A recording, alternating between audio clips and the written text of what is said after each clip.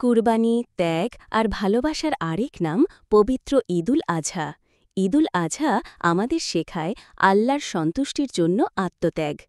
হজরত ইব্রাহিম আলাইহি ওয়াসাল্লাম ও তার পুত্র ইসমাইল আলাইহি ওয়াসাল্লামের ত্যাগের কথা আজও মানবতার অনন্য দৃষ্টান্ত হয়ে আছে। এ উৎসব কেবল পশু কোরবানি নয়, বরং নিজের ভেতরের অহংকার, হিংসা আর অন্যায়ের বিরুদ্ধে কুরবানি দেওয়ার প্রতিজ্ঞাও বটে। এটি সম্প্রীতি, সহানুভূতি আর দানশীলতার উৎসব। এই ত্যাগের মহোৎসবে আমরা যেন সবাই মিলেমিশে একসাথে ঈদ উদযাপন করি। ভুলে না যাই, ঈদের আনন্দ তখনই পূর্ণ হয় যখন সবাই এই আনন্দে সামিল হতে পারে।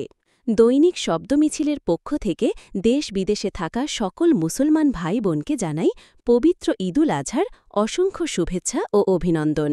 ঈদ মোবারক। তাকাব্বালাল্লাহু মিন্না ওয়া মিনকুম।